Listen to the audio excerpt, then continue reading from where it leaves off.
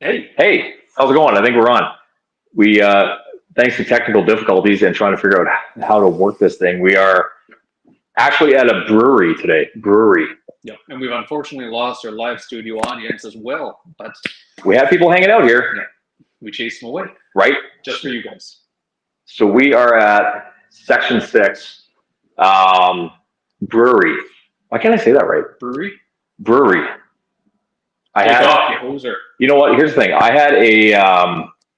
actually had a bit of a speech impediment when I was a kid. Oh, hang on. Can anybody hear us? Because That's good. you can see the chat. We're doing this on our phones because the Wi-Fi wasn't working for us. Tell us if you can hear us. So, Hey, here we go. I see comments. So we are good to go. Okay. So we had a whole setup here, but it didn't work out. The Wi-Fi just wasn't. I'm still gonna mess this up. I gotta flip it. No, you can't flip it. Now you're. Oh, there you go. That's fine. You're good now. Oh, good. There we go. Okay, now I can see things. This is better. I can see my whole scaboodle of. Okay, so we are at Section 6 Brewery today. And before I say brewery wrong another dozen times, I actually had a speech impediment when I was a kid. So there are some things that I just can't say, believe it or not. Yeah. Anyway, we're drinking some beer. We are. So we've got some stuff here. What's the first one? Hey, Bubbles. We've got. What is that? The first one's an IPA. It's an IPA. IPA. Yeah. Jay's the beer guy. I'm not a beer guy, and we're live at a brewery, trying some beers. So this one has citrus, pineapple, pine, and they said 5 Alive. So Five Alive? 5 Alive. I'll take it. That's weird. If we reach, we're mirrored. Smash it. Did it work? If we went this way? No, we're opposite. Yeah, we're sitting next to each other with our phones. So I don't know why it flipped. Now I can't think of anything but 5 Alive. I don't get the 5 Alive. Definitely get the pine. I get the pine. Pine's a weird thing. Hey, you know what? You mix it up, we'll drink it. No, why not? So interesting. Hey, Molly's here too. So yeah, we decided to come out to one of our local establishments and have a little fun and do what we do, but not in our home studios, which is a little odd because we've never set this up like this. And we had the whole thing set up, but yeah, it wasn't going to work. So if we lose you, that's Jay's fault. No, well, you got to blame someone. So unfortunately, it's got to be the minority. Oh, you're going to pull that out. Yeah, I mean, card every time. You might as well. Single time. Uh-huh.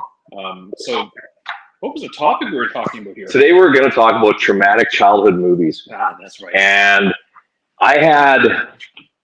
here's the thing. I watched horror movies. First of all, are we echoey? Like, do we sound okay for you guys?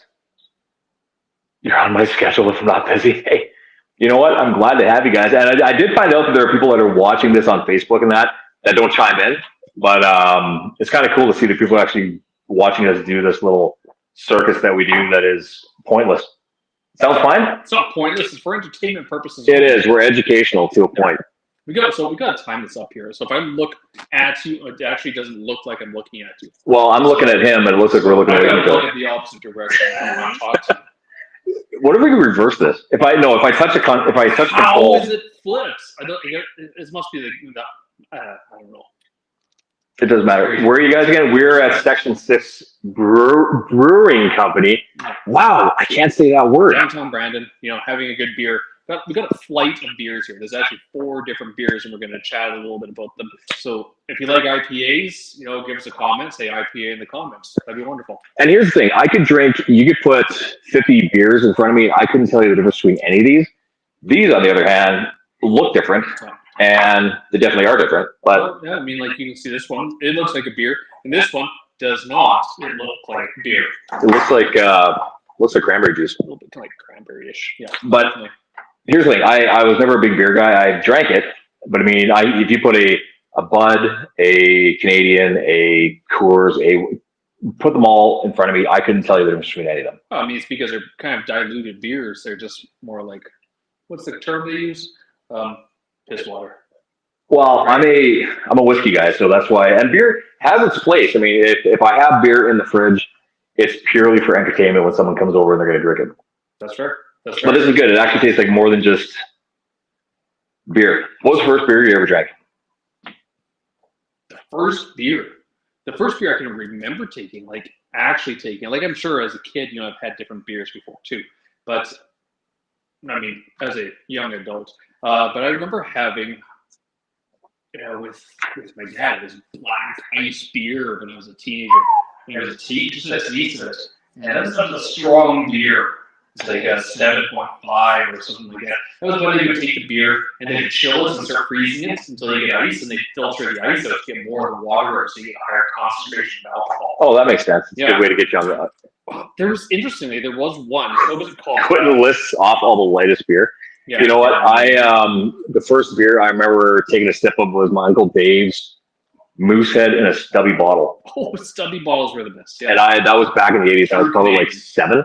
And here's the thing. For me, that's what a beer is supposed to taste like. Yeah. That's what a beer tastes like, because that was my introduction to it. Yeah. So things have gotten fancier. Now, did the beer get fancier because beer was boring, or did it just evolve into these things?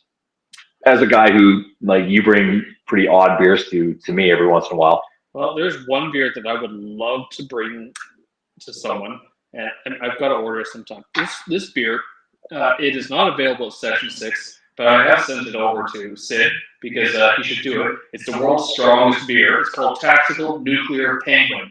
Jesus Christ. So maybe we can get Sid to do it. It's 57.8% alcohol. So it's stronger than whiskey. It's stronger than whiskey, so a 6-pack of that's going to send you to a coma. Oh, it's going to give you a rough day, that's for sure. Right. So, man, what did we miss in the last week? We had a debate which everybody watched, and apparently they moved it for a hockey game. That's Canadian. Very Canadian, right? I guess. And people are so divided in this thing. We're not going to get political. That's not our jam at all. But I know our kids are doing what they call a mock election. Who won? Who won the election? Yeah, mock election. Yeah. Oh, they're doing it this week. Oh, they're doing it this week. Okay. Yeah. So this mock election, of course, our son's saying, well, who should I vote for? I'm like, listen, before you hear people saying why they're not voting for someone, you need a reason to put an X down.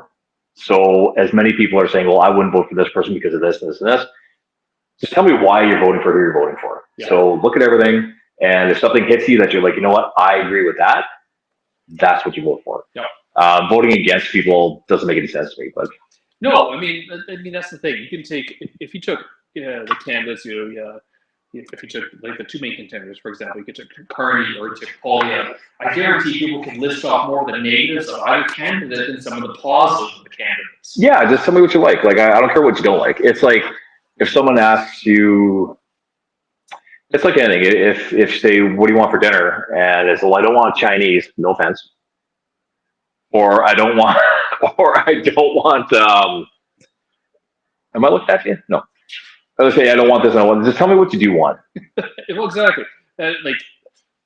Just pick a choice. Choose something. Oh God, just make it easy. So exactly. Otherwise, it'll just be pizza. It's like when somebody says, like, oh, it doesn't matter. It's up to you. It's like, well, what about Italian? No, I don't want Italian. Then tell me something. You said it didn't matter. I'm gonna get the bologna out if you don't give me a choice. If you don't give me some sort of option that you agree with. Yep, exactly. So let's get into traumatic movies, because how did this come up? We were talking about something in the Never Ending Story came up, and you're like, this didn't mess you up as a kid? Yeah, we were talking about something about, I can't remember what, and I said like, what was it, the bog of despair, and I sent a picture of Artax in the swamp. What was it? It wasn't the Swamp of Sadness or something. I can't remember what it was called. But that traumatized a whole generation of people, right? The Fox and the Hound. Fox and the Hound. Why? Yeah, who dies? I'm guessing that the hound has to hunt the fox. Isn't that how that works? Well, they're like best friends. I think it was at that point in time. And Disney is cruel. Disney's cruel. Disney's cruel. But I mean, like you sent me the Swamp of Despair. Yeah, I said the pit of despair from Princess Bride. Yeah, Princess Bride. I mean, that wasn't traumatizing. Where he literally sucked 10 years out of his life. Yeah, that was a bad day. It was a very bad day. But no, the traumatizing movies, like this is sort of pigtailing on a video that I did talking about our son who is really into horror movies, and I'm all for Silence of the Lambs. Nah, that was pretty twisted. That was pretty twisted. His mannerisms are kind of creepy and weird. There's only one movie there, and I'm a horror buff. I love horror movies. And there's one movie that when I was probably 12, I was babysitting somebody, and I was 12. This kid was like 10, and I was babysitting in a university area house. So it was an older home, and he threw in the Amityville Horror. Oh yeah, the original one, eh? The original one of the Gateway to Hell downstairs, and that movie messed me up. And they even did a remake with Ryan Reynolds, who, believe it or not, he nailed it. Like, it is so well done. It's such a nod to the original. And I own a copy of it, and I still have a tough time watching it.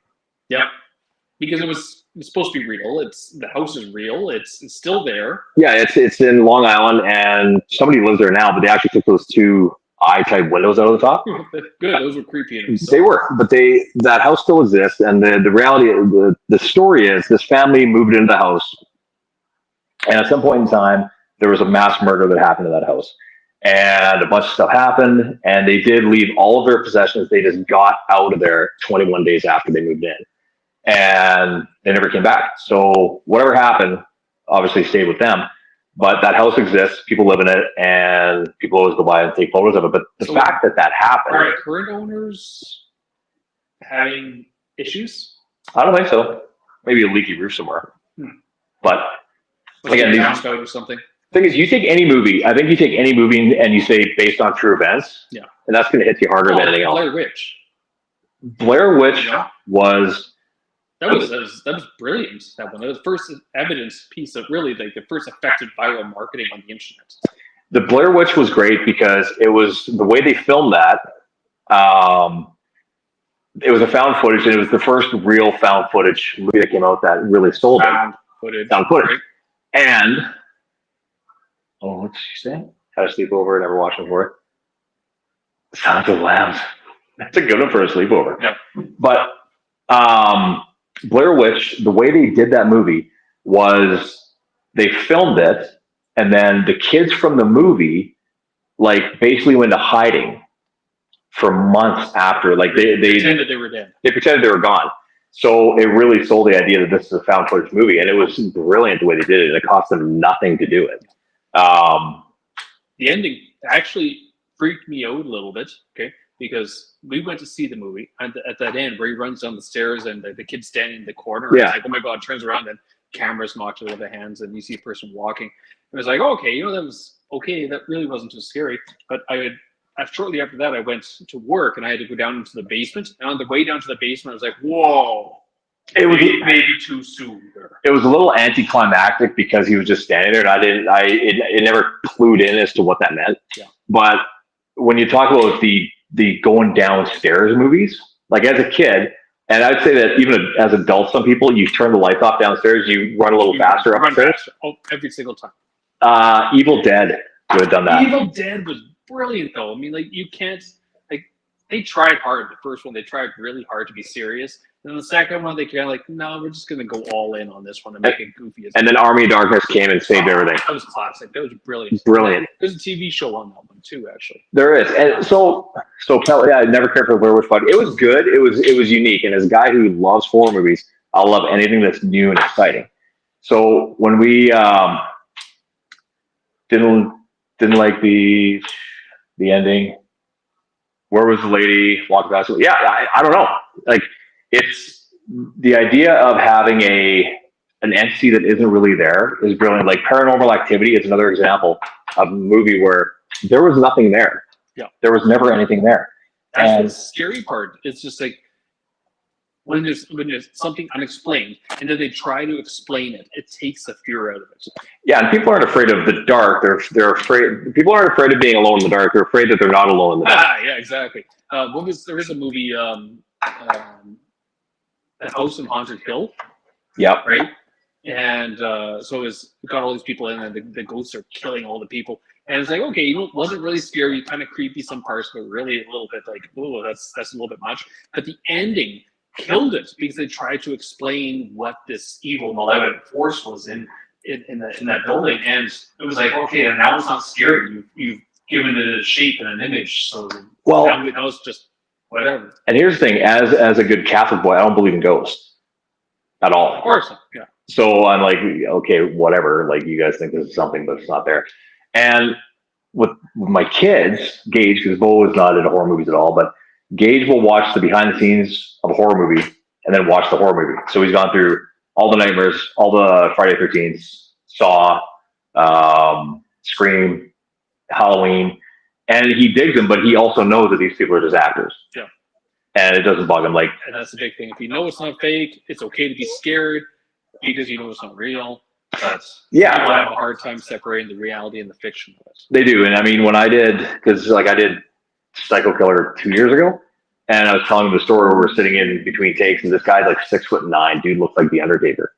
And that was a Psycho Killer in this movie, and we're sitting there like eating fruit by the foot and gushers and clapping because we got the scene right. Yeah. Like he knows that it's just a show. Yeah. It's when they watch something that is ultra realistic, like a crime documentary will get to them more than a movie. Yeah.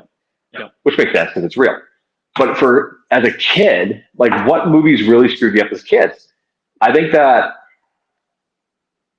lots of people got creeped out by E.T. because he was dying, and that messed people up.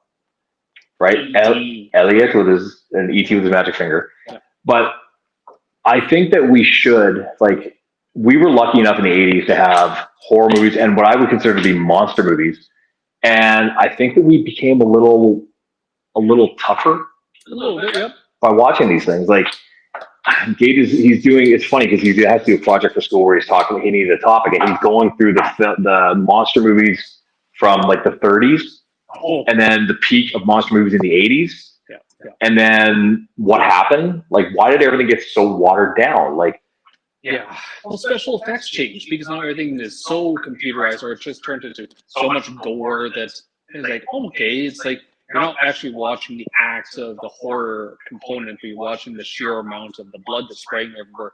You know, like there was a samurai movie that was really brought out the excessive explosions of blood, like in Kill Bill. Yeah. You know, where they cut the head off and it's like explosive, and that came from an old samurai movie where there was actually, I guess, a malfunction. There was supposed to be a pump that was supposed to squirt some blood. Right. There was a malfunction of it, and so it did a full-out burst and emptied the whole blood pack right into the air. And it was so outrageous, they just kept it. Now it became just sort of standard for all these shows to have excessive amounts of blood. That makes sense. Which is kind of hilarious at the same time. Pebbles was never afraid of ET. Mac and Meech, you mentioned there too.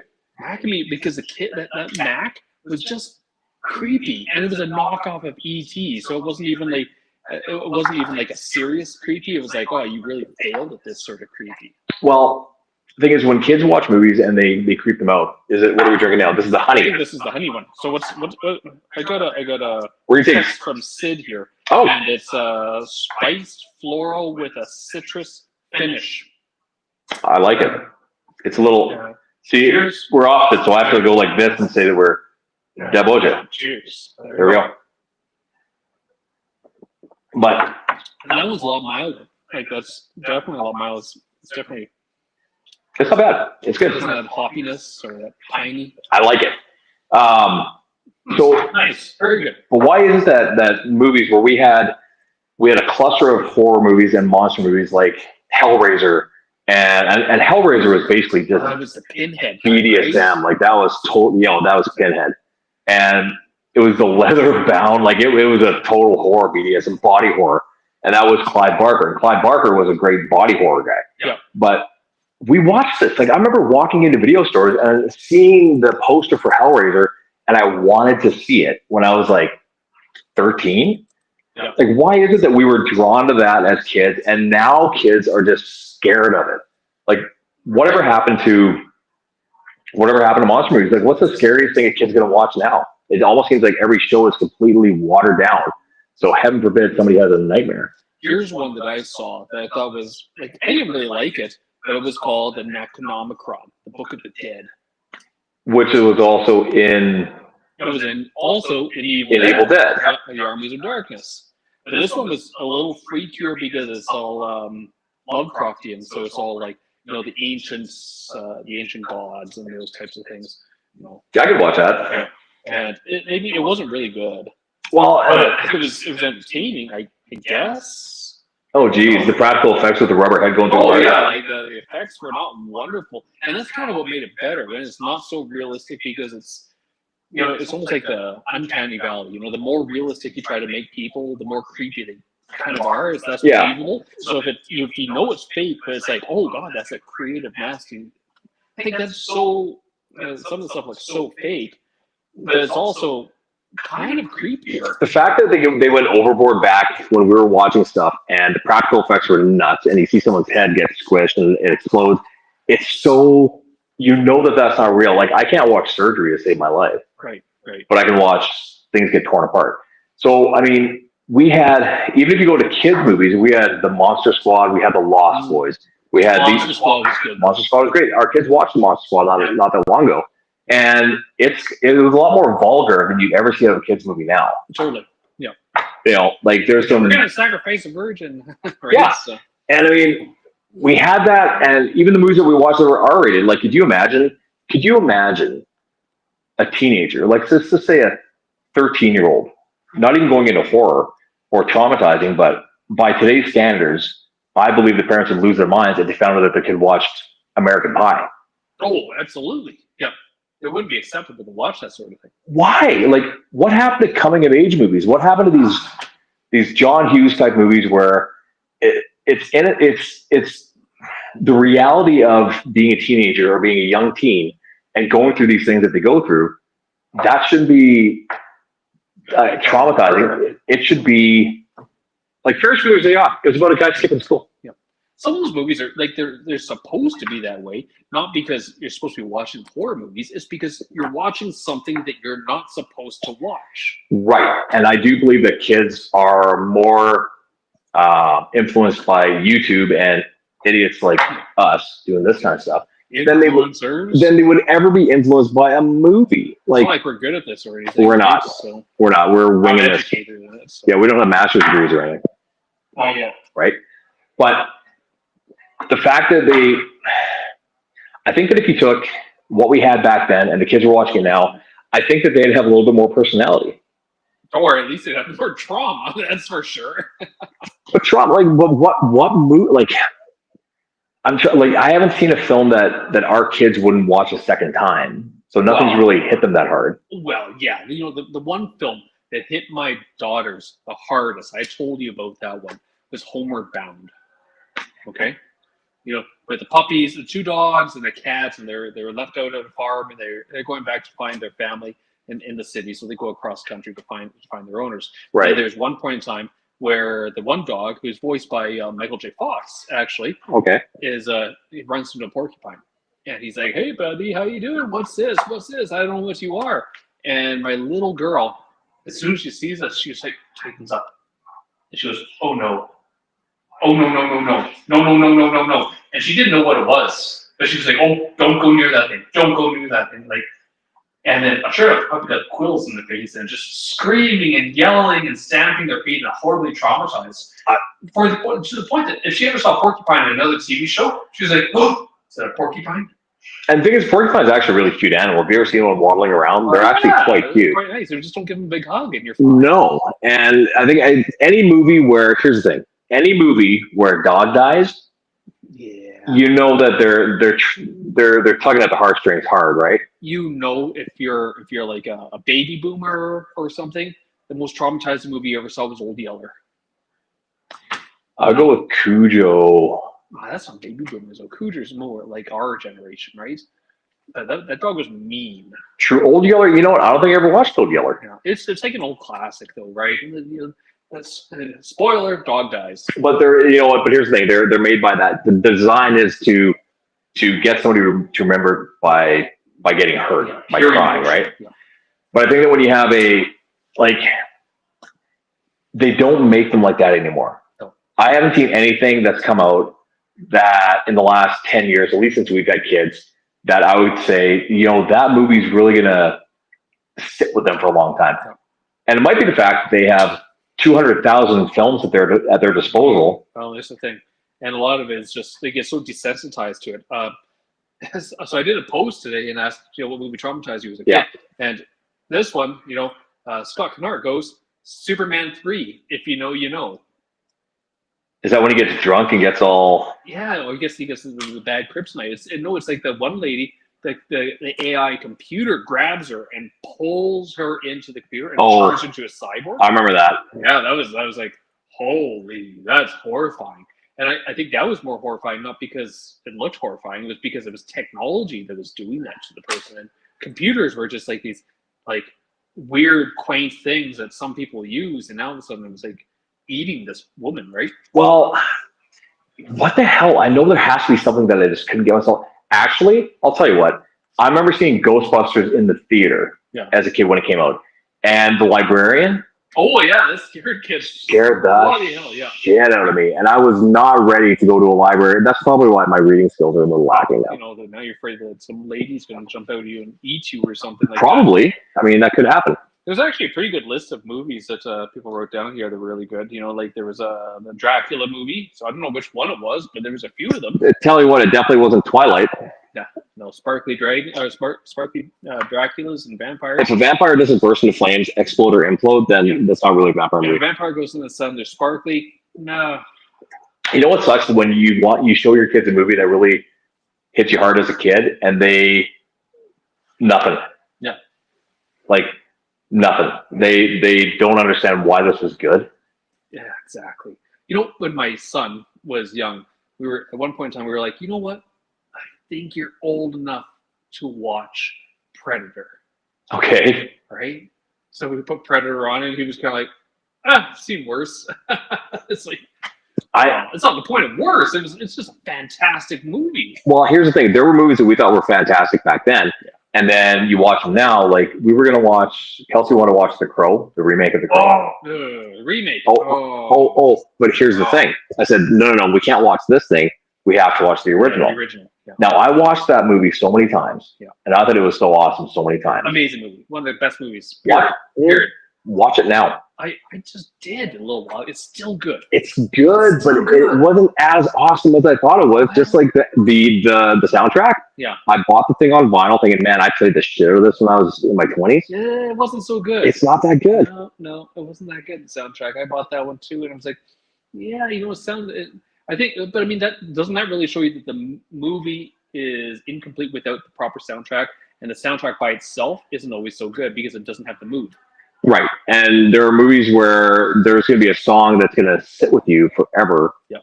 And if you had I could go back to horror movies, if they had the right score, you'll always remember it. Like Halloween, the theme song from Halloween is 2 notes. Yeah. And it's genius in its simplicity. And you remember that. The Freddy song, 1, 2, Freddy's coming for you. Yep. That song with a child singing it will haunt you. And I don't. That's the thing. If you take any kid's lullaby and give it a sing-song type of spell and just do it monotone, it's gonna freak anyone out. You say it a little bit slower, almost like an LP. It's slowed down. You know, ring around the rose. It freaks you out because you're just like, this isn't right. This is incomplete. And I mean, kids are terrifying to begin with, but you put them into a horror movie, and that's a whole other level of fear that you're gonna get because they are. There you go. That's what will do it, actually, for the kids. If kids are watching a child in a horror movie, that's when you get a little messed up from it. Yep. Like when you get that little girl in a Victorian dress swinging on a swing or something, and you can't see her face, you're just like, oh, don't go there. No, guys, don't go over to that girl. That's not a cute little girl. There's something wrong with that. Right. They always do. They always seem to, right? Oh, absolutely. And why are we drawn to that? What's Molly saying? Or just put a fox in the woods and let them scream. What? I'm trying to see this. What did I just do? I wish I had my computer. Just the fox in the woods and let them scream. Did I accidentally erase a comment? I sure wasn't trying to. So I get for putting my finger in places. Probably didn't. Oh, that's a real life horror movie. I'll tell you what's terrifying. Have you ever heard a goat scream? Those bastards will. Have you ever heard a goat scream? No. Oh my god. Did you watch Thor Ragnarok? Oh no. Love and Thunder. Love and Thunder. Yeah. When they're screaming, there's goats. That's what they sound like when they scream. Really? They do that. It's like made up. No. A goat will scare the ever living shit out of you when you're. Yeah, absolutely. Well, I guess, it's sure. It's terrifying in itself. So, anybody who's listening, what movie did you love as a kid or teenager or anything from your youth that you would absolutely have second thoughts about having your kids watch, and why? Because when we watch things like, it's anything. I mean, I remember I watched The Great Outdoors and stuff that's inappropriate. Yep. We watched The Breakfast Club. Oh my God. Yep. I didn't realize some of the language that was in that. But again, they're not repeating it, and we didn't understand the jokes when we were kids at all. No, exactly. Like, what movies would be absolutely horrifying? You know, it was like there was Dracula with what was that more recent one with who was it? Van Helsing. No, that one was just hilarious. Mm-hmm. That wasn't good, but it's like a guilty pleasure version. You know, it's like you hate it. It's not a very good movie. It's almost like a knockoff James Bond. But once in a while, you know, if it's on TV, you'll watch it. Yeah. Like Lucifer. Lucifer. I didn't even see that one. Oh my God. You want to watch something worth watching? Watch Lucifer. It's fantastic. Okay. So Lucifer gets sick and tired of running hell because he got sent down there by his dad. You know, it's not fair. And so he ends up really. He ends up opening up a nightclub in LA. Because where else would you do it? If the devil was going to run a nightclub, it would be in LA. Yeah. And he ends up, so Lucifer's whole thing is his purpose is to punish the guilty, right? Yeah. So then he ends up kind of partnering up with cops and helping them solve cases. He wants to make sure that the right person is getting punished. That's fair. And it's actually really good. He's charming as hell. But it's a series that once you get locked, you know you'll watch it forever. But Never Ending Story. When you said that, I didn't catch it. I guess it's because the horse dies. Yeah, heart attacks. Good God, what kind of Gen X are you? Heart attacks. I probably watched the it. bog, you know, like if you get sad, you sink into the swamp. You know, they're looking for the giant turtle. What I can't remember what the turtle's name. If somebody remembers the turtle's name in that movie, you know, Never Ending Story, let me know. Okay. Post in the comments because it'd be great. But the horse gets sad and he starts sinking, and the kid's screaming, you know, "Don't go our tax!" You know, I love you, all that sort of thing. And eventually, all you see is the kid walking alone without the horse. I've only seen one of our kids actually tear up watching something, and I don't think he's traumatized by it. Like, that's a dumb word to use. It's not trauma. You were affected and moved by a movie. Small T trauma, right? Right. But he watched Stranger Things, all of it. And there's a scene where one of the main characters dies, and he's sitting there watching it, and he's got like tears. I'm like, dude, you're watching something really good right now. Yeah. You get a pure emotional response. If you have an emotional response to something, it's not traumatic.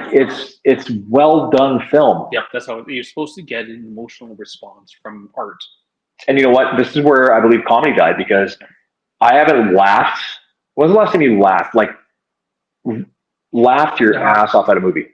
Like, what's the funniest thing you've seen in a long time? I can't think of a movie that I really laughed at anytime recently. No, you'd have to go back. You have to go back even to I can't. Sandler days and Jim Carrey days. Yeah, Sandler, or like you get Tommy Boy, or you get Black Sheep. And, you know, that sort of thing. You know, like some of that stuff is just classic goofy humor, right? But we don't have that slapsticky stuff. Like, I love the fact that Naked Gun is coming back. Oh, I'm waiting for the Naked Gun. Liam Neeson is going to be fantastic in that, because who else can you pass that on to? Well, the thing is, Liam Neeson, funny, he's not a comedic actor by any stretch of the imagination. Well, neither was Leslie Nielsen, right? Really? Leslie Nielsen was a very straight actor. So when they did Airplane, like the original, like the Airplane movie, right? It was one of the best comedies of all time. Right. But all the actors were straight actors. They were hard, dramatic actors. They were not comedians. And that's what made it so funny, because they played everything so straight edge. And that was the ridiculous part of it. It wasn't comedic actors. It was very serious actors saying these incredibly goofy things.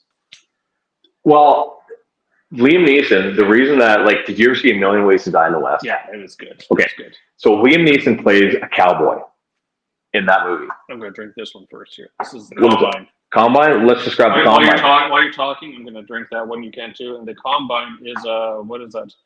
This one is Cerveza with lemon lime hops. You know what? It does. It tastes like a beer that you squeeze the lime into. Yeah. That was good. Very good. I would recommend that one 100%. If you drank beer. If I drink beer. Yeah. But Liam Neeson played, he was in it, they did a spoof on him in Family Guy where he was a cowboy with his thick Irish, is he Irish or Scottish? Scottish. So he had his thick Scottish accent. Liam Neeson? I don't know. So one of the issues. He, in an episode of Family Guy, they did this thing where Liam Neeson was, and the joke was, what kind of a cowboy has a Irish accent or a Scottish accent? Right. And I guess when Seth MacFarlane asked him to do Million Ways to Die in the West, he said, yeah, but I'm not changing my accent since you think this is so damn funny. And he ended up doing it. So for him to do Naked Gun, it makes sense because he can do comedy. Yeah. And again, what's inappropriate for kids? Right. Should they watch it? I don't know. I watched Blazing Saddles when I was like 7, and I didn't get any of the jokes except for the farting by the fire. Yeah. With the beans, yeah. More beans for you, Mr. Taggart? Yeah. I see you've had enough. Where are the white women at? Mm-hmm. Oh, the wash your hands after a weekly. Yeah. Oh, see, it's coming off. Good show. Good show. It was good. And the thing is, we had these movies that, should we watch it? As a kid, you have no idea what you're watching for the most part. No. And it's okay. I mean, sure, maybe it's not appropriate for kids to be watching it, but it's not inappropriate, you know? Like, it's not some, like, hard edge stuff or something like that, right? No, but we also had movies that were dark, and we didn't know they were dark. Like, Willy Wonka and the Chocolate Factory. Yeah, I mean, those kids died. Those kids represented the deadly sins. What? Are you serious? Gluttony. Yeah. Greed. The rich chick who got sloth, like the kid that just sat around watching TV. Okay. Yeah. And you go through them, and they represented the deadly sins. Okay. And they all got off, or they didn't die because they were there at the end of the movie. Were they? Yeah. I don't remember them being at the end. Yeah, they were there. It would have been better if they were just not at the end. Just gone? Just take them out one by one? Yeah. Or you mean the original one or the new one? The original one. No, they show up at the end. Did they? Oh, sorry. I don't remember that. With Johnny Depp, they are all mangled up. Like the blueberry and all that. They're all messed up at the end, but they come back. I don't know if they show up at the end of the original one, but that is a movie that would have screwed a kid up. Yeah. Because these kids... But you wouldn't, because as a kid, you wouldn't get it. We didn't get it. It was too colorful. Yeah. So it was like, oh, there's a great story. It was like, oh, it's kind of horrible. They squeezed the juice out of that one kid. Right. So nonstop. Yeah. Neeson was banging out movies like crazy in the last while. Because he's so good. He did. He did one in Gimli. Ice Road? Gimli? Yeah. Really? Yeah, that was like 3 years ago. Okay, I didn't know that. Mm-hmm. Yeah, Naked Gun would be a really good one to see. Like, did you ever see like the original Police Squad? Yes, I watched. I thought you were going to say Police Academy, but yes, Police Squad. No, Police Squad. Like, there's one scene in it that I remember pointing it out to my brother, and we laughed so hard. We were just kids back then because it was just so ridiculous, you know. Like, there's a murder, and the victim's car is outside, and they're like, "Yeah, that's a car. The tow truck will be here any minute." And as they're talking, you see a giant toe pushing the car away. Oh God! Just in the background, you're like, "Oh my God, is that hilarious?" I miss slapsticky humor. I miss the silly clown humor. I miss the stuff that was so out there. That where did it go? Like the Monty Python style, and just like just very straight, but also like just goofy. Right, but we've lost it, and I don't think there's enough out there. Like, again, for our son to be watching the horror movies that scared the hell out of us as kids, although we thought they were cool. Maybe we watched them because they were cool. For him to be watching that stuff, and it's not phasing him. Like, they're going to camp on a comeback this summer. I said, dude, you got to watch like 4 or 5 of the Friday the 13th before you go. Yeah, what you really got to do is you got to go there with like an oxygen tank and a hockey mask or something, and just start climbing out of the water with a big a machete, right? And just see who you can get screaming, terrified. Yeah, chances are I'd end up in jail doing something. But you know, like I remember when I was young, like must be about 17, 18, and you know, working in my parents' restaurant. There was like in the downstairs. It was like in just some old basement, and you can kind of go behind the stairs. And I remember going there once. I was getting stuff out of storage there, and one of the waitresses came down to get something, and so I'm just from behind tossing rocks, and she could keep hearing this noise, and she was getting a little worried. And finally, I kind of peeked around the edge, and she's holding a knife. So It could be bad. But real life is more traumatizing than movies. Absolutely. But again, have we gone past having that stuff that scares the shit out of you as a kid? Because here's the thing, there were kids dressing up like Freddy Krueger back in the 80s, and Freddy's whole thing was he was killing kids. Yeah. Like, how did kids become fans of the guy that's killing kids in their sleep? Well, at what point in time did it become inappropriate that you can't even, like, kids can't do that sort of thing? It's too horrifying or traumatizing or something. At what point in time do we need to protect them so much, right? From what? These are fictional characters. Like, that's the thing. That's the good question. What are we protecting them from? Imagination? Okay, tell me what movie, what character, or let's go horror, seems even close to possibly existing. None. Leatherface. Well, Leatherface was based on Ed Gein, so you're right. Leatherface could exist, but he wasn't supernatural. He was just a dude with a chainsaw. I remember the first one where what was that sheriff's name? It was Dennis Hopper, but who was he played, like Slick or Skinny or something like that? Something like that. And he goes and he gets 2 chainsaws so he can have a duel with Leatherface. I was like, that is the most ridiculous, craziest thing. Here's the thing: if you're going up against somebody with a chainsaw, there are ample other things you could have in your hand. Like, why would you take a chainsaw to a gunfight? Well, why would you take a chainsaw to a chainsaw fight? I mean, have you ever used a chainsaw? It's not exactly the best weapon. You're not going to be agile with it. No. Or quick, and you got one swing, and then it's over there. Yeah. So, well, they didn't die from the chainsaws, though, right? Best kill in a horror movie. From movies you watched as a kid. The best kill in a horror movie. Oh, I'm going to give you the line that comes with mine too. You'll know exactly where it came from. The one that kind of freaked me out. Well, I wasn't even a kid. It was House on Haunted Hill. When that one lady, she's holding the camcorder up and she sees something up on the ceiling, climbing on the ceiling. Right. And she puts it down, and it's gone. She holds it back up, and it's looking at her. You put it down, and she lifts it up, and it's right there. Okay. And then the next scene that you see is she's being vivisected and cut into pieces on a display board. Okay. Ooh. And the reason that one was so disturbing is because that was a real display board. Really? Yeah, because medical schools would use those dissections and stuff for educational tools. Like when I was in school for massage therapy, I went to cadaver labs. Yeah. So I think I did, I don't even know, maybe 20 hours of cadaver labs or something to that effect. It was it was over the 2 years. We did a lot of hours there. And I remember there was one girl that, no one liked her because she was that mean blonde girl. She was just, nobody liked her and she was dumb. Okay. I could say that because she's not listening. And, she might be. I hope so, right? But when we were waiting to go into the room again, there was a skeleton there, right? Just a human skeleton. Rewind a minute. What the hell is a display board? Explain to me what that is. I've got to get a picture of that. It's like where they take the organs and they kind of pin them and display them, or use slices of people and things like that. Jesus. Yeah, you have to Google that one, House on Haunted Hill, and because it was a real one. It was taken from a medical school from the 1950s or something. National horror pun back then.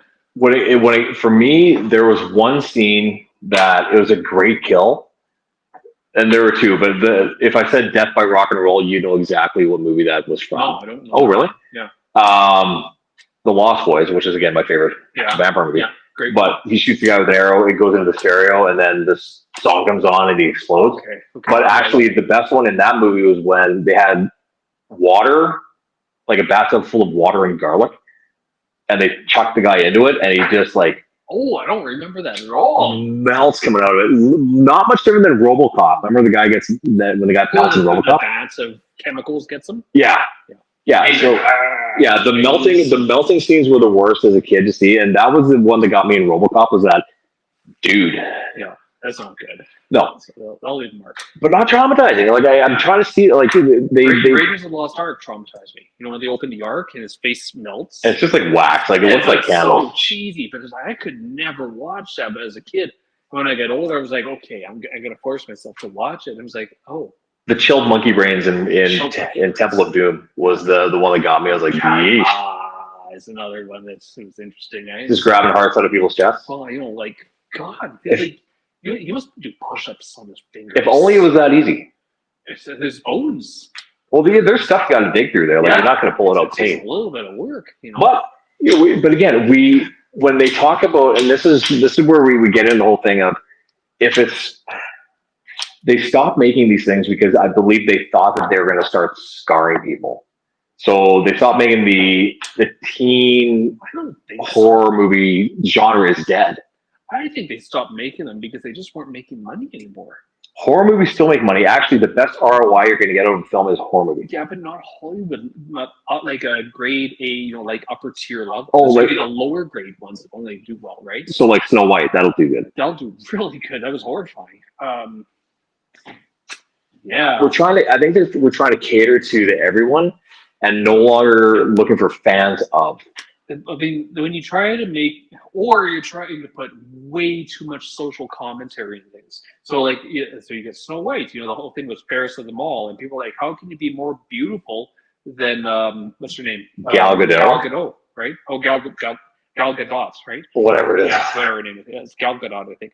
But how do you be more beautiful than her? And it's like, well, fairness was like she's more fair to the people, So it was like, is that what it is? It was fairness to everyone because it was a beautiful state of equality. And here's the thing: they gotta stop messing with the originals. Like if they redid The Fox and the Hound, PETA would be all over that. Well, yeah, or Bambi. Can you imagine if you made Bambi nowadays? A hunter killed a deer. That's life. And it'd be like, you killed the mother. It's like, yeah. Disney hasn't done that since. They killed a few dads, but no mothers. True, but I mean, when you have these, as things get softer, they're not getting any better. No. And I don't believe we have the fan base that used to happen in movies. Like as a kid, I remember buying Fangoria magazine. Yeah. Like you were a fan of a genre. You were a fan. Like Lord of the Rings is probably the last big fan draw for a film series, or Harry Potter. Yeah, Harry Potter is one of the third or fourth biggest franchise in the world. Right. So, but again, were they that edgy? Not really. Not really. No, but you're not going to see Hellraiser land. No. But you'll see Harry Potter land. Yeah. Like as a kid, if I could have gone, I'll tell you what, we were in Vegas a number of years ago, and we went to this thing called the Saw escape room. Oh yeah, you mentioned that. Yeah, and the Saw escape room was, you drive up, you take a cab to it. It's in the industrial part of Vegas, and there's no sign that says Saw. There's no sign that says escape room. It's an old meat packing plant, and everybody there is an actor. Yeah. Like even the security guard that meets you at the gate, his name is Shady. And you guys are here for the tour? I'm like, okay, sure. And it is like you're on the set of Saw. This thing was licensed by Lionsgate, and it was perfect, and it was messed up. I loved it because I felt like I was right in a horror movie. Yeah. And kids, I mean, if you could have been a kid and gone to Camp Crystal Lake in a heartbeat, and just some dude randomly just in the bush every once in a while, and you're not sleeping well, like that terror, I think, is something that developed us as kids. That always looking out, and there's always a threat. And we didn't trust everybody, right? You always think someone's around the corner, and there was nothing wrong with that. We were very cautious. You should be cautious. And nowadays, I think people feel it's too safe so much. And now the parents don't worry, but the kids don't have learned the lesson. There is potential danger to look out for. Oh, exactly. Oh, Max, I love Harry Potter. Harry Potter, there were two series that came out at the same time. I mean, one was Lord of the Rings, one was Harry Potter. Yeah. I tried to watch Lord of the Rings. I got through one movie because it was 3 hours. Dude. They had a wizard. And all they had to do was get a ring into a volcano. Okay, so you're missing the whole, the big story. It's actually a re-envisioning of the Bible and the creation theory of God, right? So is the Chronicles of Narnia. Yeah, yes, it is. But Gandalf is literally an angel sent by God to fight the representation of Lucifer.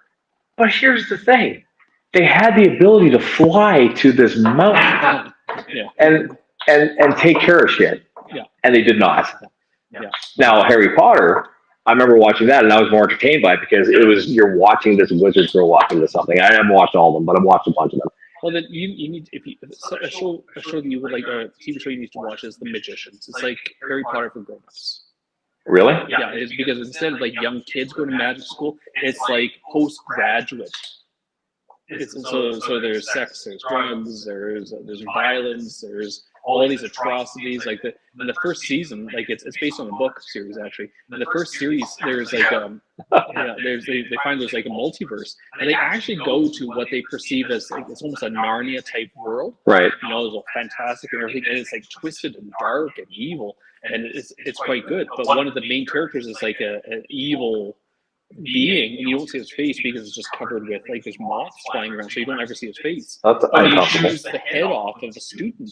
Oh, okay. So there's some edginess there. Time's all frozen and nobody can move. Okay. Except for one character, he's watching and like gnarling down on this student's head. Okay. Would you let your daughters watch that? You know, it's not a scary thing. They would not watch it not because it's scary, but because it is more mature and they wouldn't get it because it's not written for that age demographic. That's the point. This is what I'm getting at. They walk away. The movies that we watched, you read those while you were working at Houston's? The Harry Potter books? No, why not? I guess. Wow. It's like take you a few hours to read the first one. True. That's about it, right? So with the this was the thing.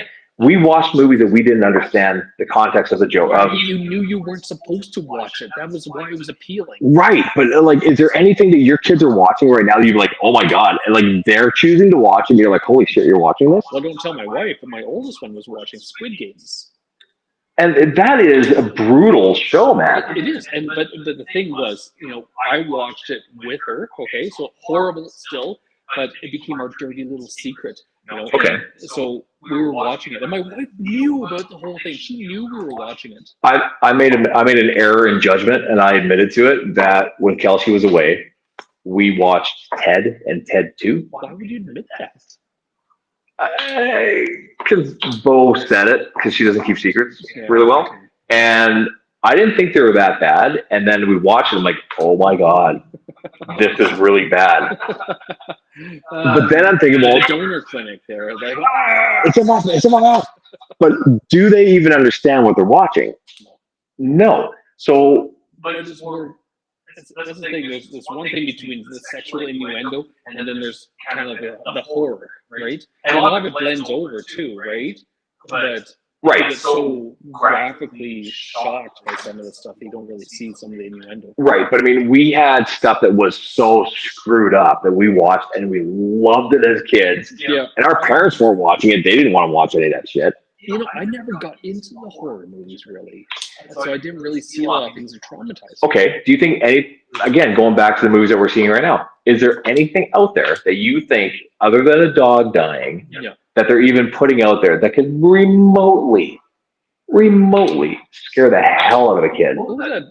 Bone Tomahawk? That was a messed up movie, even at my level. That would do it. Like, I'm sorry that shocked me. Right. And again, maybe we're protecting them from other stuff, like even violence. Like I'm telling you, like violence, it's everywhere, but it's unrealistic. And when you look at westerns where they're just popping off rounds with a old ass handgun, which is not an accurate weapon to start off. You'd be hoping that you don't shoot yourself. Right. And you're watching these guys, like these gunslingers, which were awesome to watch. Like I remember watching Young Guns when I was a kid. Oh, classic movie. Great movie. And you watched it and you were excited because these guys were all outlaws. You wanted them to win. You cheered for the bad guy. But I remember that movie hitting hard. It was kind of like, oh my God. Like for some reason that movie hit hard, or maybe because all the actors were so known in some teen movies and everything. Now they're getting gunned down, right? Right, but Billy the Kid himself was like 15 at his peak. Yes. Now, would today's society say that that's going to inspire a 15-year-old to be a gunslinger? Absolutely, it would. It's not going to do that. We're going to teach them how to do these things. It'd be like, don't let your kids watch Aliens or something. They might actually go into space and kill Dude, Aliens actually, the perfect monster was the alien. It was terrifying. It was horrifying.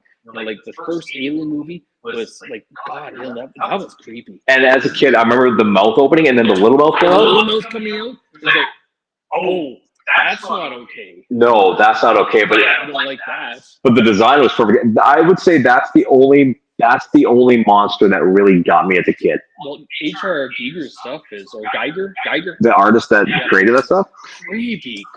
his art is insane. Oh my God, it's just you look at it and like some people don't like the art because it makes them feel a certain way. That's art. That's the point. That's the point of art. Yeah, that's exactly what it's supposed to be doing. That's Terminator 2.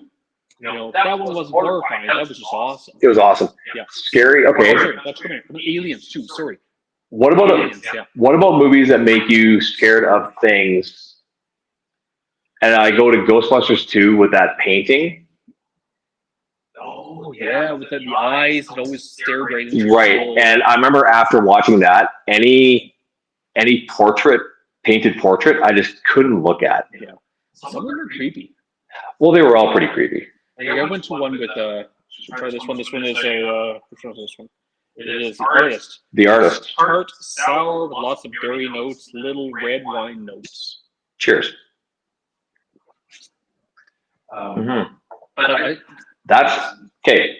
Out of these 4 that we've tried so far, those very berryish. what's your favorite? I like the honey.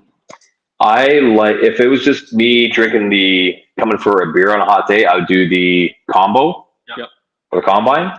But this is nice. Fresh, right? That'd be a good winter beer.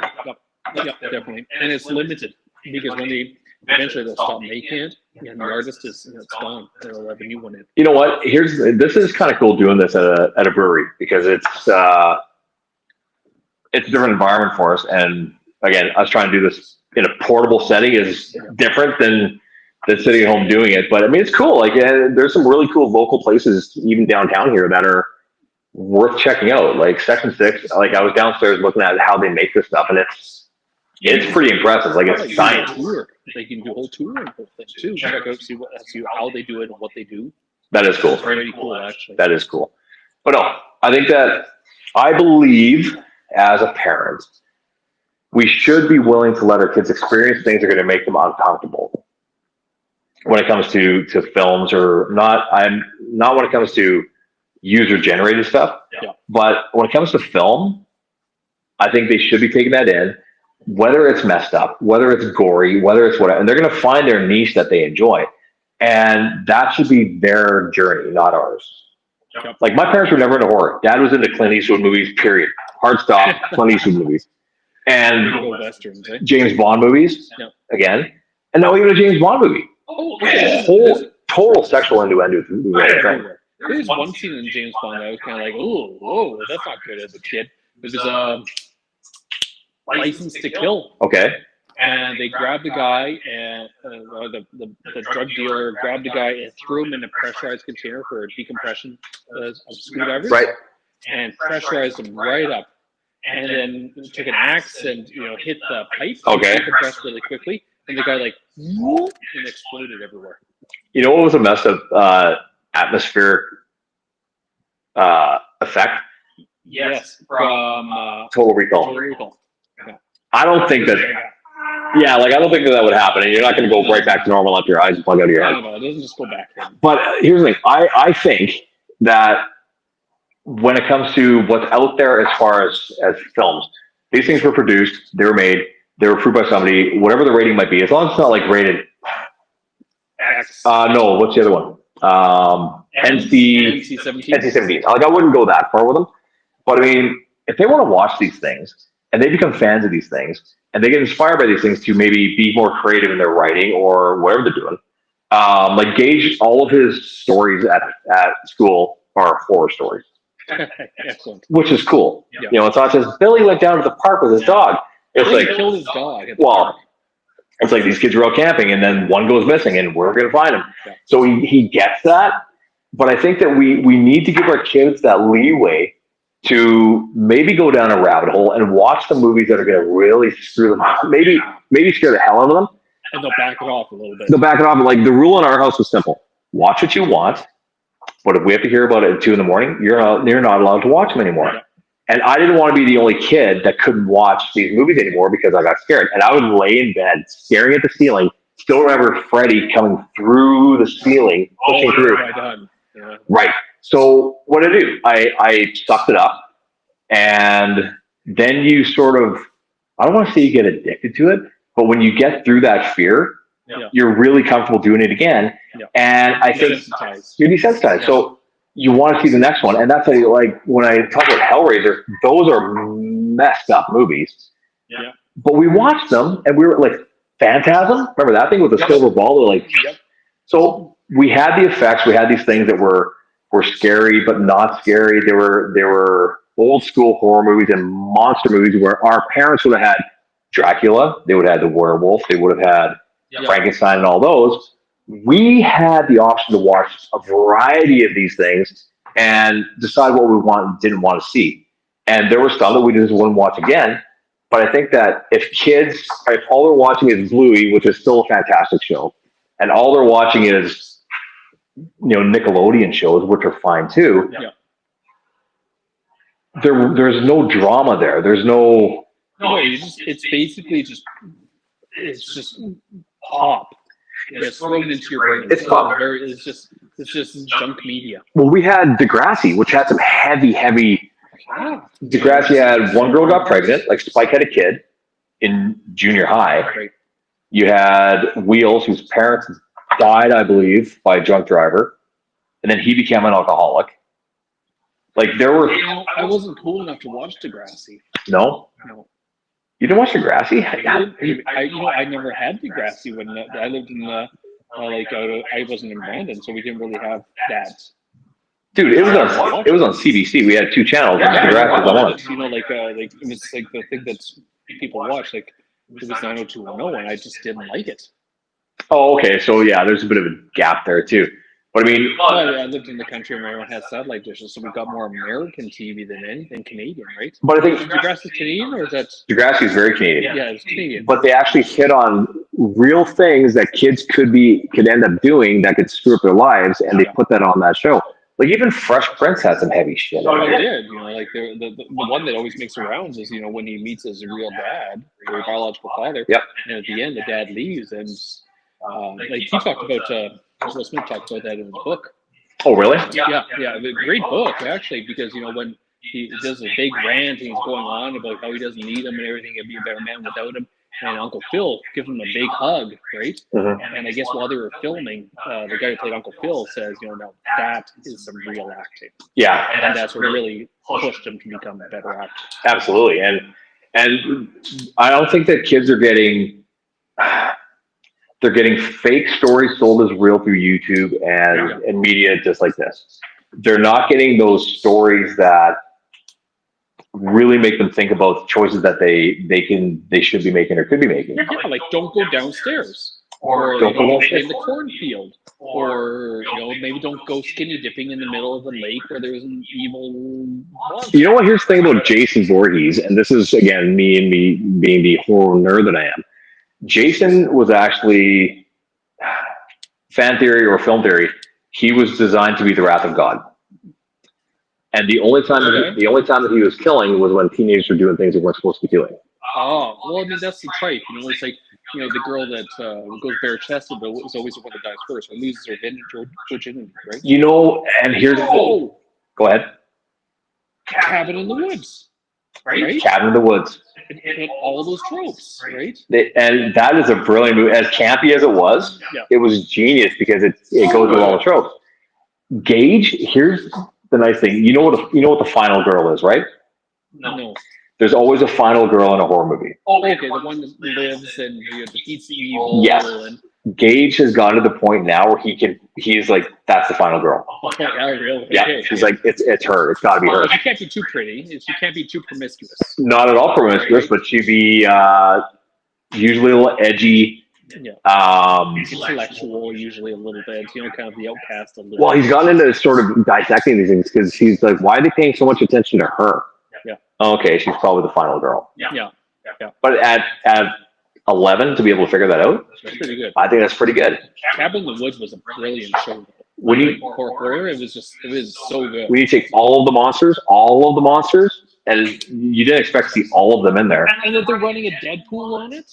It's perfect. Like it's like, I'm sorry, I didn't think that this was like college basketball.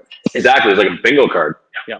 But again, I don't know. What do you guys think? Do you think that kids should be able to watch? I'm not talking little kids, but when they're at that age when 13, 14, or 12, or 10. Here's the thing: if they're blowing heads off in Fortnite or whatever video game they're playing, they can watch, Ash take a chainsaw to a deadite. And really, who shouldn't watch Army of Darkness in all seriousness? I can't think of a single movie that has more quotable lines than Army of Darkness. Give me some sugar baby. Sugar baby, right? Right? Yeah. Good, bad. I'm the one with the gun. Yeah. This is my boomstick. Oh, and you know what? I never thought of that because Gage has gone through all of The Walking Dead. Has he? All of it. Even the remake. He went through the series. I don't know how many new things there are. Okay. But The Walking Dead, he went through the entire series. Oh, Walking Dead. Sorry, I was thinking Evil Dead. Sorry. Yeah. I don't have kids, but it's no different. Well, here's the thing, Molly. Whether it's kids or a niece or a nephew or someone, like they're watching such vanilla entertainment, and I think that the most creative people are the ones that got exposed to the highest amount of art. You gotta have a little bit of push. You know, a little bit of push. And if someone gets scared watching it, fine. Yeah. My daughter, my oldest girl, she ugly cried in this TV show. Okay. Mm-hmm. Have you seen the show White Collar? White Collar, isn't that a lawyer show? No, it's a white collar crime show. So there's FBI. Okay. They're investigating. They get a white collar thief out of jail, and he works with the FBI to catch other fraud and art theft. Right. Okay. So it's a fantastic show. It's actually probably one of the best shows that we all watched, and we watched it during, maybe it was before COVID. Right. But my 13-year-old now, almost 13, Yeah. she was so invested in it. Really? We got to the end, and she was bawling her eyes out at the final parts. Was it because it was sad? Oh yeah, it was sad. It was like you have to watch it.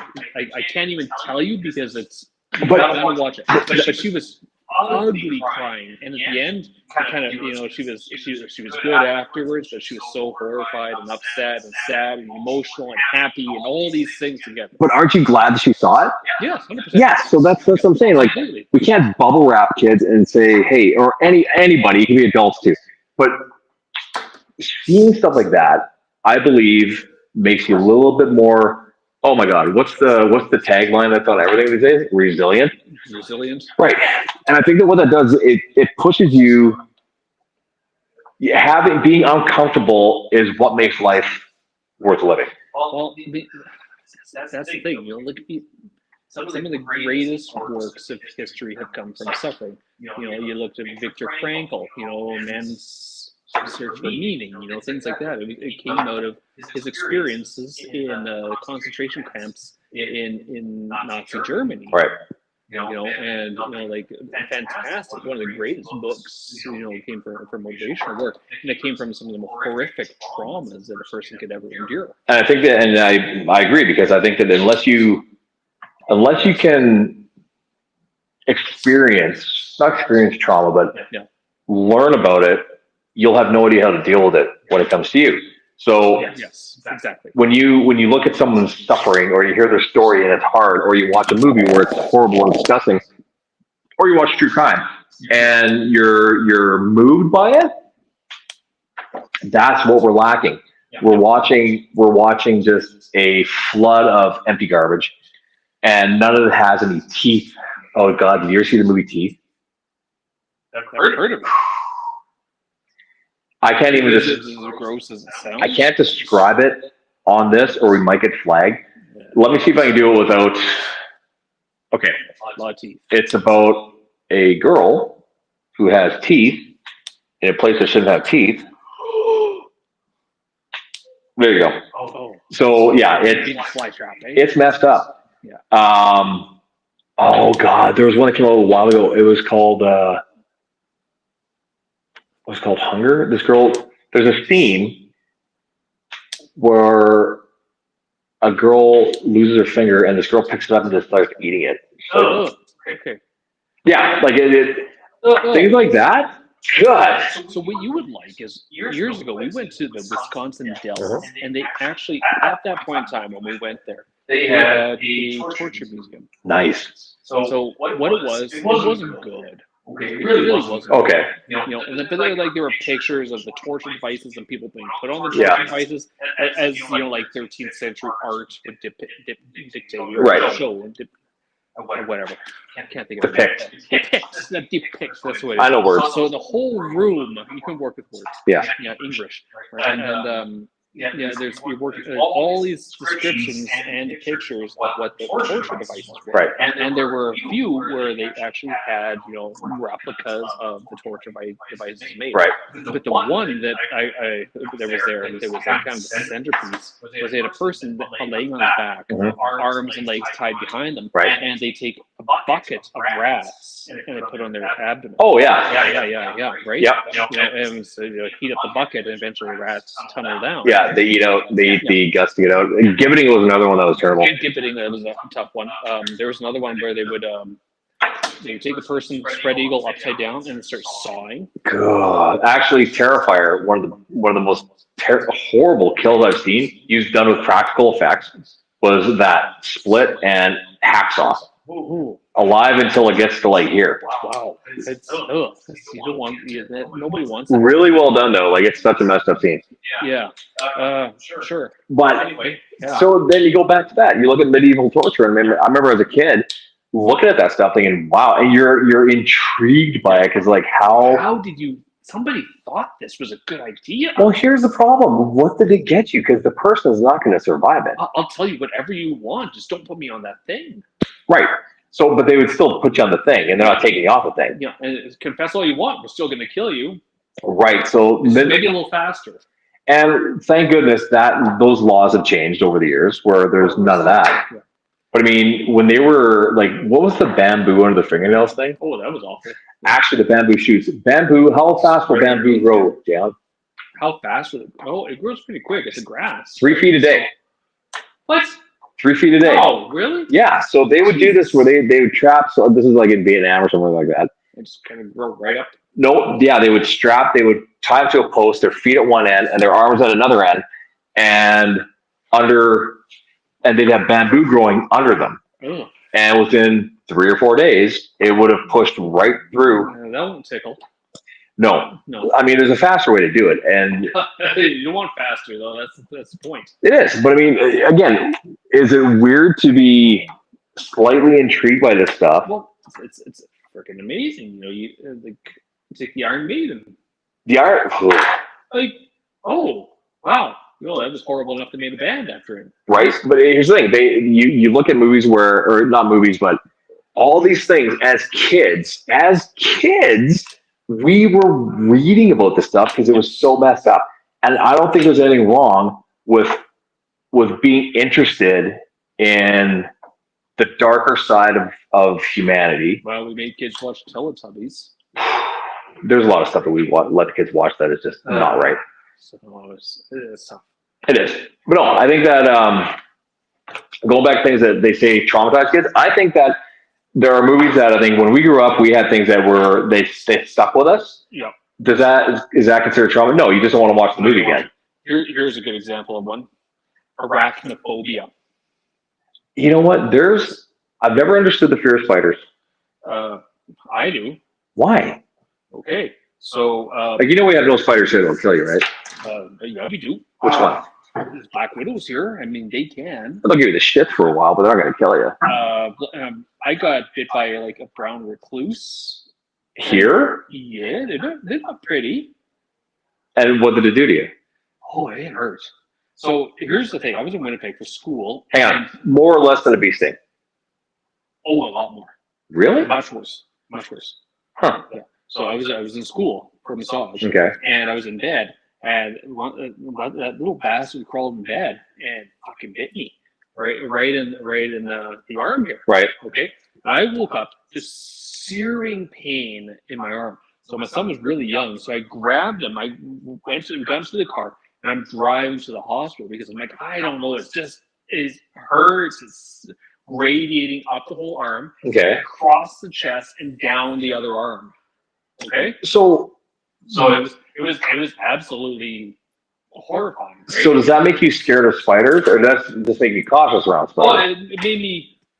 Well, at that point in time, I didn't really know what it was. Okay, I had no idea. They told me, it's just a spider bite. Go home. I waited in the emergency for like 3 hours. Okay, they didn't even look at the arm. Right, but the next day, I remember looking at it, and there's 2 fang marks in my arm and dead tissue all around it. They actually caused tissue death. Oh God! Yeah, it killed some of the muscle in that area. Okay. And it was like that's not good for a little fucker like that. You really did a lot of damage. See, I'm never worried about the spider that you find. It's the 300 that aren't The there. ones that find in your throat. Right. And I didn't really get a spider fear from that. Okay. But when I did, okay, I remember I was in the bathroom. My son was having a shower, playing cars. Right. Yes, we did. He played cars in the bathtub, racing them around, that sort of thing. And I look down, and there's these little freaking spiders on the ground. I'm like, oh, yeah, you little bastards. So I went and got the biggest textbook I could, and I was going to squash the bugger. I went to squash him, and the bugger jumped at me. Oh, have you ever crushed a spider and have all the little spiders come out of it? Yeah, that's freaky. That's freaky. You know, or one of the eggs. You know, we had orb spiders all over our house at one point in time, and I was like, oh, I could do without that. See, and I've never the whole phobias, and people have phobias of things. I get it. Spiders, I've never quite understood the spider one. Oh, you ever have one jump at you? Probably, I don't know. I'd sure didn't like that. I'll say that. Like, I'm trying to figure out what I'm scared of. You know how many times I hit that bugger with a textbook? Like, he was dead in about 5 different ways. He wasn't trying to hurt you. He was just there hanging out, doing his thing. Just being a friend. Being a spider. I didn't want to give you a hug. Right? What if you would have gotten superpowers? That would have been kind of nice. Well, who says I didn't? Right? But no, your math skills are amazing. Because spiders are great at math skills. They are. They can count on how many hands. 8 hands. The thing is, and again, you watch a movie, gives you a phobia, but why? Because the film was really well done. That's the point. Yeah. So if you have a movie that was well done and stuff scared the shit out of you and you don't want to see that again, it did its job. Yeah. Now, Jaws, to me, scared me. And I remember swimming in a lake, and then reality hits, like, well, this is not the ocean, but you're still scared to go in the water. Yeah. Yeah. Yeah. And that was actually, do you know, there's a lake somewhere in Michigan or somewhere in that area that there's a life-size statue of Jason Voorhees. Yes. That they chained up, and it's at the bottom of the lake. Which is really good. That'd be freaky if you didn't know about it, and one day you were just diving down there, like, "What's this?" Oh, it would be. There's a chained up guy down here. It would be worth going there to dive it. Just to take it was still scare the shit out of you, though. Absolutely, you just take a picture with them, though. Oh, absolutely. Sometimes it gives you. I'm not going to do it here. There it is. There it is. Yeah. I don't think it works. Oh, I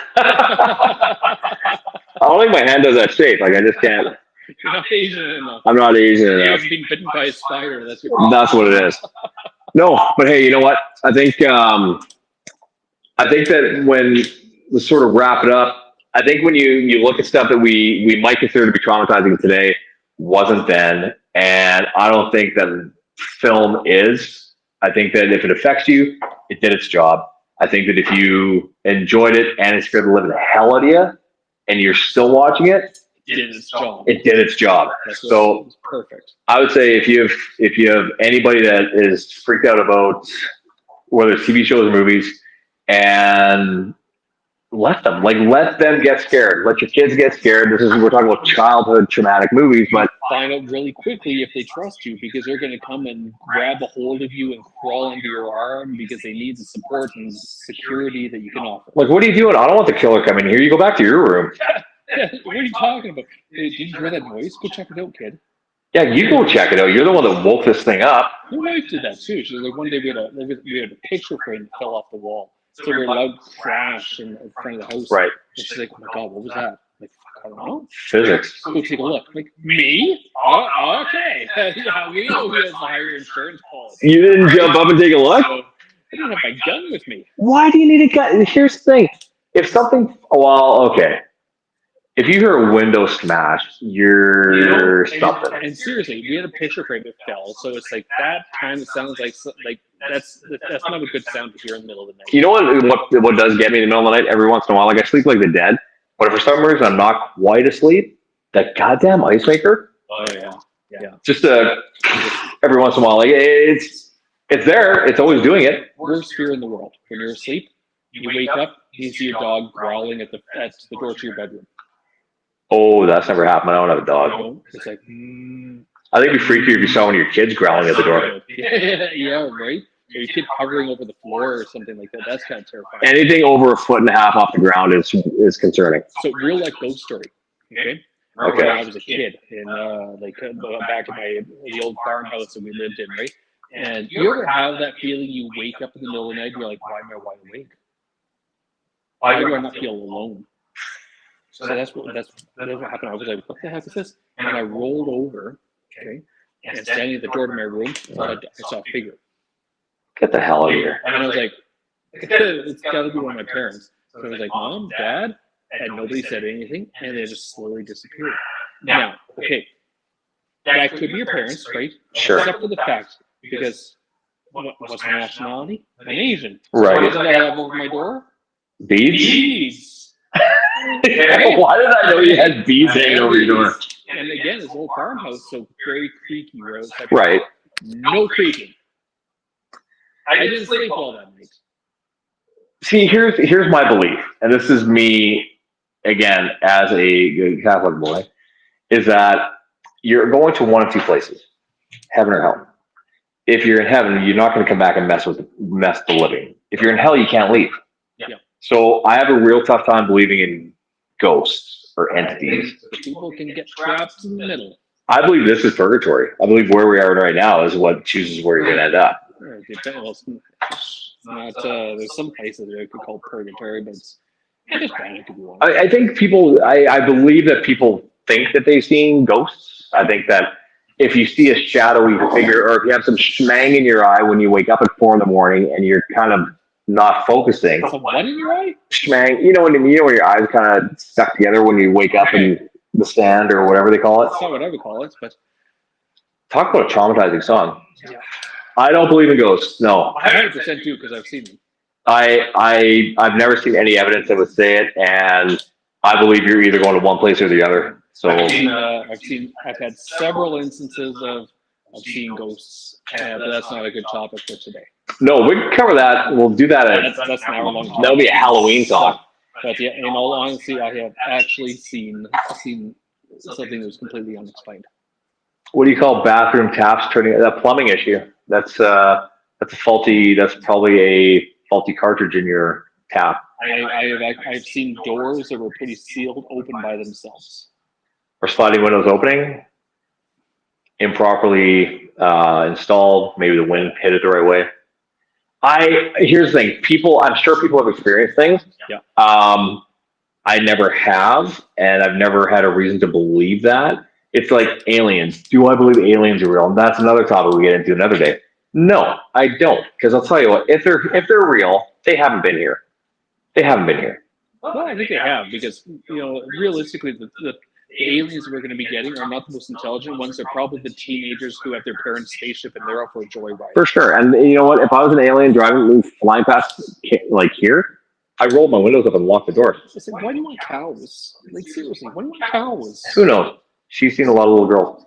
Maybe. I don't know. I think that there's something in our brains that can make that happen. Yeah. I don't believe that they're entities. I have felt way too many things. That's a good story that I can share sometime, because that was the creepiest thing I've ever felt, and it was verified by the person I was. Now here's one thing that I can say that I can believe in. Demons, yes. Ghosts, no. That's fair. So there are actual exorcists at the Vatican. I actually have an exorcism ring. Yeah. Okay. Demons, yes. Is that from getting so many exorcisms that you send you a ring? You have to do so many before you sign it off. Box tops or something like that, right? Yeah. So demons, yes. Ghosts, no. What was the difference? Well, demon is its own evil being in itself that could take forms, I guess, in any shape or form. So maybe that's what that could be. So how do you know it's a blessing and not a curse at that point in time, right? I guess that's why you've got That's experts in the Vatican. That's why the exorcist Vatican. That's why you have the ability to do an exorcist. Like there are employed exorcists. I believe that. At the Vatican. Yes, because you have things like Ouija boards and everything. Do you ever play with a Ouija board? No. Nope. Here's the thing. I believe with Ouija boards, I remember someone had one when I was a kid, and all you have to be is a guy that's pushing it. Yeah. Like you just push it. Subconsciously we will create these things. Yeah, I 100% stay away from a Ouija board. Dude, it's made by Parker Brothers. I'm pretty sure it's not legit. No, I will stay away from them. Have you ever used pendulums or anything for asking questions? Me? Yeah. What the hell's a pendulum? So you take a necklace or something, or a ring, and you put on Okay. over your hand, and you ask it yes or no questions. No. And if it's a yes, it's circles. If it's a no, it's side to side. Have you ever done that? No. No, I'm a flip a coin guy. So it works, and that's the crazy thing. Hang on, what's she saying here? Twin cousins. Well, that could be a thing. I'll tell you what, though. I do know that in your house has some issues with experience. I have heard that there is a school here that's haunted. And that people believe they still see this kid who took a gainer off the stairs, ended themselves, and to this day people still see this person in this school. And that one, then. No. do you want to know what school it is? No. Which one? What's the one behind the credit union on Vic? Fleming? Fleming. Yeah, apparently that one's got a spirit in it, and apparently it gets smudged quite often. Okay. Same thing with where is it? Because they've done historically did hangings or something. Oh, up on the hill? No, that's another bad one. But again, could there be energies? I don't know, maybe, but I don't think that. I don't believe that when someone passes, they end up stuck here. I just have but that's just me. That's just, my beliefs are my beliefs. It doesn't mean that it's not real. I've never experienced anything that would give me any evidence that would say that. I absolutely have. So there you go. Jay has seen some sort of a cloth hanging by his beaded door. Yep. At 4 in the morning. No feet. So there are people that don't have feet. You people? Not to say you people. I'm saying there are people that don't have feet. I mean, it happens. They're called kneels, right? Dude. Right? Okay, guys. You know what? I think we're going to wrap her up today. They're going to be starting to get busy up here, and they were kind enough to let us use their upper floor of Section 6. Stop it and get a beer. Stop and grab a beer. A guy who's not a beer guy. This was awesome. I would do this again, and they make it all here, which is cool because it's clearly a Canadian company and it's a local business, and it's pretty cool. Like it's very chill. But yeah, you know what? Support the local guys, and they were very nice to give us this upper area. We had an audience here before, but they buggered off. But no, pizza or something. So yeah, definitely come and have a beer. Come and have a beer, and we're gonna get on with our weekend. TV for streaming. Good Friday. Hey, you know what? Thanks. This is really awkward and uncomfortable for me because I've never done this like this. Like the comfort of my studio is always fun. Beside me here, right? So. Right? No, I think we might do this again. We're working out the bugs on it, but if we can do this and hop into someone's business and chill out for a couple hours and they don't care, we didn't get kicked out, so that was a good thing. Oh, here come the police. They're probably going to be here soon. Okay, guys. Thank you, guys. Have a great Easter weekend, and it was awesome to have you here. And we'll do it again next week. Yeah. Be excellent to each other. Take it easy, guys.